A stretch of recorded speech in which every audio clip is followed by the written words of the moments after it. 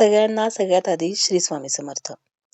तर आज आपण आषाढी एकादशी निमित्त भगवान विष्णू म्हणजेच परब्रह्म विठ्ठल भगवान यांचा अभिषेक आणि पूजा विधी कशा पद्धतीने करायचा याविषयी संपूर्ण माहिती बघणार आहोत. आषाढी एकादशी पासून भगवान विष्णू 4 महिन्यांसाठी क्षीरसागरात योगनिद्रेत जातात. देव शयनावर जाण्यापूर्वी त्यांची कृतज्ञता म्हणून आणि त्यांचे आशीर्वाद मिळवण्यासाठी हा अभिषेक केला जातो. शास्त्रानुसार जलाभिषेक आणि पंचामृत अभिषेकामुळे वातावरण आणि घरातील सात्विक ऊर्जेचा संचार होतो. अभिषेक करताना होणाऱ्या मंत्रोच्चारामुळे मनातील नकारात्मकता नष्ट होऊन मानसिक शांतता मिळते. आषाढी एकादशीच्या दिवशी विठ्ठलाला तुळशीपत्र अर्पण करून अभिषेक केल्याने जन्मोजन्मीच्या पापातून मुक्ती मिळत असते. यामुळे घरात सुख, समृद्धी आणि स्थिर लक्ष्मीचा वास होत असतो. आणि म्हणूनच आपण आज ही संपूर्ण विधी बघणार आहोत. तर सर्वात आधी पूजेसाठी साहित्य कोणकोणतं लागणार आहे ते बघूयात. साहित्य हातापाशी असेल तर पूजेमध्ये कंटाळा येत नाही आणि वारंवार उठावं लागत नाही. तर सगळ्यात आधी भगवान विठ्ठल आणि माता रुक्मिणी यांची मूर्ती किंवा फोटो घ्या. नसल्यास देवघरातील बाळकृष्ण महाराजही चालतील. बाळकृष्णांची मूर्तीवर तुम्ही संपूर्ण अभिषेक करू शकता. यासोबतच भगवान विष्णू आणि माता लक्ष्मीचा फोटो असेल तर तोही तुम्ही पूजेमध्ये स्थापित करू शकता. यासोबतच अभिषेक करण्यासाठी पात्र, पळी आणि ताम्हण आपल्याला घ्यायचं आहे. पंचामृतासाठी दूध, दही, मध, साखर आणि तूप एकत्र करून पंचामृत करायचं आहे. पंचामृतामध्ये केळीचा वापर करायचा नाही. यानंतर अभिषेकासाठी शुद्ध पाणी किंवा गंगाजल असल्यास उत्तम. यानंतर हळद, कुंकू, अष्टगंध, अक्षता, फुले, हार आणि 108 तुळशीपत्र आपल्याला घ्यायचे आहेत. 108 नसतील तर जेवढे तुमच्याकडे उपलब्ध असतील तेवढी तुळशीची पाने आपल्याला घ्यायची आहेत. यानंतर नैवेद्यासाठी फळे, साखर, खडीसाखर किंवा गोड सात्विक उपवासाला चालणारा पदार्थ नैवेद्यामध्ये घ्यायचा आहे. यानंतर धूप, दीप, निरांजन, कापूर हे आपल्याला साहित्य तयारी करायचे आहे. तर आता आपण पूजेची तयारी कशा पद्धतीने करायची ती बघूयात. सकाळी लवकर उठून स्नान करावं. शक्य असल्यास पिवळ्या रंगाचे कपडे परिधान करावेत. पूजेची जागा स्वच्छ करावी. तिथे गोमूत्र शिंपडून चौरंग किंवा पाट मांडून घ्यायचा आहे. पाटावरती पिवळ्या रंगाचं वस्त्र अंथरून घ्यावं. वस्त्रावरती भगवान विठ्ठल आणि माता रुक्मिणीचा फोटो असल्यास किंवा भगवान विष्णू आणि माता लक्ष्मीचा फोटो असल्यास त्याची मांडणी करावी, स्थापना करावी. त्या फोटोला स्वच्छ पुसून मातेला हळदी कुंकू आणि भगवान विष्णूंना किंवा विठ्ठलांना अष्टगंध लावून पूजन जे आहे ते करून घ्यायचं आहे. आता यानंतर पाटावरती किंवा चौरंगावरती उजव्या हाताला शंख आणि डाव्या हाताला घंटा ठेवून घ्यायची आहे. पूजेच्या सुरुवातीला सर्वात आधी स्वतःला गंध लावून घ्यायचा आहे. तर पूजा करणाऱ्या सौभाग्यवती स्त्रिया असतील तर स्वतःला हळदी कुंकू लावायचा आहे. कुमारिका असतील तर फक्त कुंकू लावायचा आहे. पुरुष असतील तर अष्टगंध लावायचा आहे. आणि श्रीमती महिला असतील तर त्यांनी सुद्धा स्वतःला अष्टगंध किंवा कुंकू लावलं तरीही चालेल.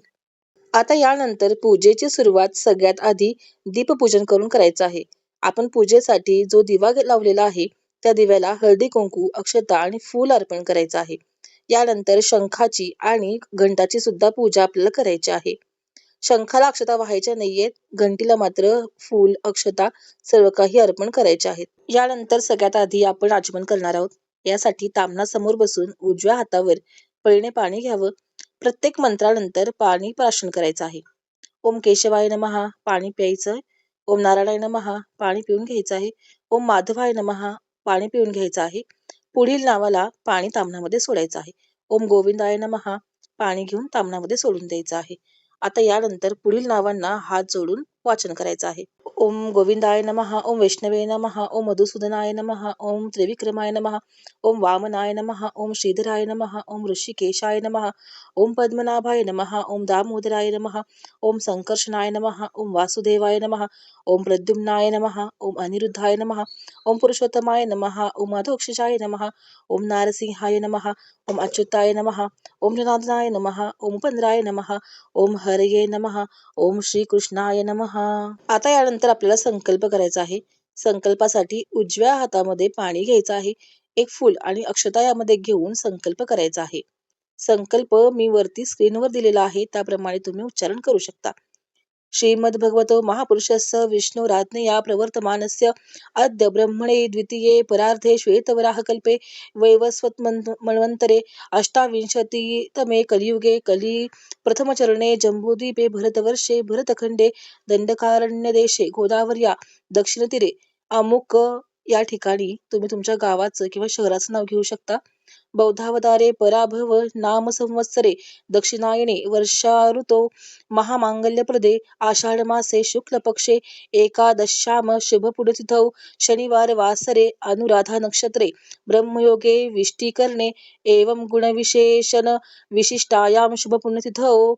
येथून पुढे स्वतःचे नाव आणि मनोकामना म्हणायची आहे आणि संकल्प पूर्ण करायचा आहे. आता इथं पुढे अमुक आहे त्या ठिकाणी स्वतःचं नाव घ्यायचं आहे. गोत्राच्या ठिकाणी तुमचं गोत्र जे आहे ते सांगायचं आहे. नसेल माहिती तर कश्यप असा उच्चार करायचा आहे. अमुक नामने अहम अमुक गोत्रोत्पन्नानाम इथे गोत्राचं नाव घ्यायचं आहे. आणि मम आत्मीन श्रुती स्मृती पुराणोक्त फलप्राप्त्यर्थम मम गृहस्थिर लक्ष्मी प्राप्त्यर्थम सकल दोष निवारणार्थम श्री विठ्ठल पांडुरंग प्रीत्यर्थम पंचामृत स्नानपूर्वक महाभिषेके पूजम च करिष्ये. या संकल्पामध्ये पंचांगाची सविस्तर माहिती दिलेली आहे.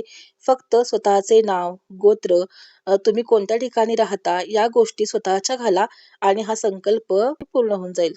हा मंत्र म्हणून झाल्यानंतर हातातील पाणी अक्षता आणि तुळशीचे पान ताम्हणामध्ये सोडून द्यायचे आहे. त्यानंतर चौरंगाच्या मध्यभागी एखादे ताट किंवा ताम्हण ठेवून घ्यायचं आहे. ज्यामध्ये विठ्ठल रुक्मिणी मातेची मूर्ती किंवा बाळकृष्णाची मूर्ती आपल्याला ताम्हणामध्ये ठेवून घ्यायची आहे. आणि सर्वात आधी ध्यान मंत्र आणि आवाहन आपल्याला करायचं आहे. तर ध्यान मंत्र पुढील प्रमाणे आहे. हातामध्ये अक्षता घ्यायच्या आहेत, फूल घ्यायचं आहे आणि ध्यान मंत्र आणि आवाहन झाल्यानंतर मूर्तीच्या पायाशी आपल्याला अक्षता आणि फूल ठेवून द्यायचं आहे.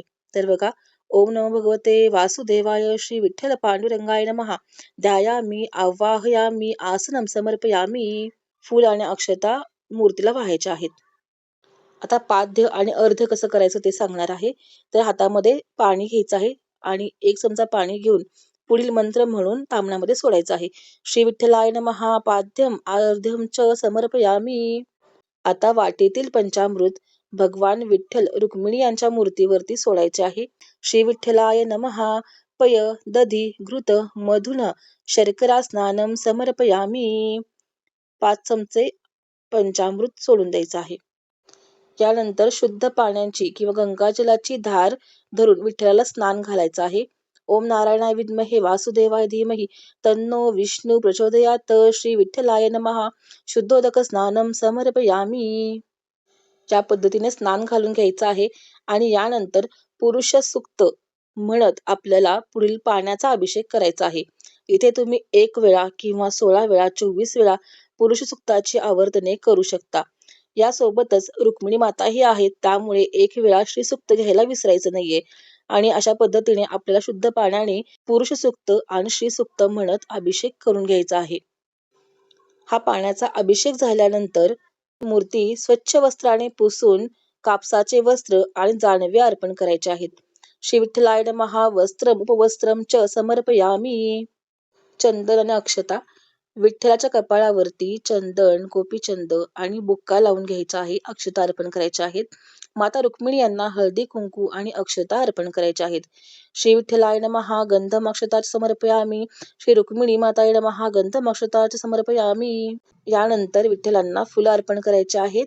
श्री विठ्ठलाय नमः पुष्पाणि समर्पयामी. फुल वाहिल्यानंतर आपण जी तुळशीची पानं घेतलेली आहेत 108 असेल किंवा 51 11 तुम्हाला जितकी शक्य आहे ती तुळशीची पानं घ्यायची आहेत. आणि विष्णूंची 101 नावे किंवा 108 नावे तुमच्याकडे जितकी तुळशीची पानं असतील त्याप्रमाणे नावं घ्यायची आहेत.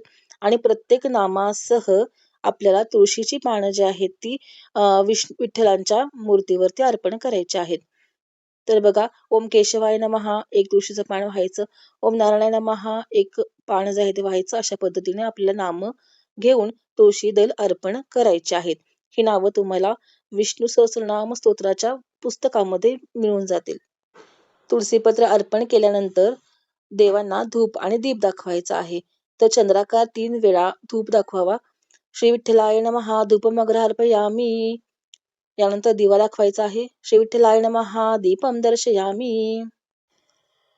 यानंतर नैवेद्य दाखवायचा आहे. नैवेद्यामध्ये सात्विक अन्न, फळे किंवा खडीसाखरेचा नैवेद्य दाखवावा. तर त्यामध्ये सगळ्यात आधी खाली भरीव चौकोन असा पाण्याने मंडल काढून घ्यायचा आहे. यावरती खडीसाखर किंवा फळाचं ताट ठेवून द्यायचं आहे. एक तुळशीपत्र पाण्यामध्ये बुडवून नैवेद्यावर ठेवून द्यायचं आहे.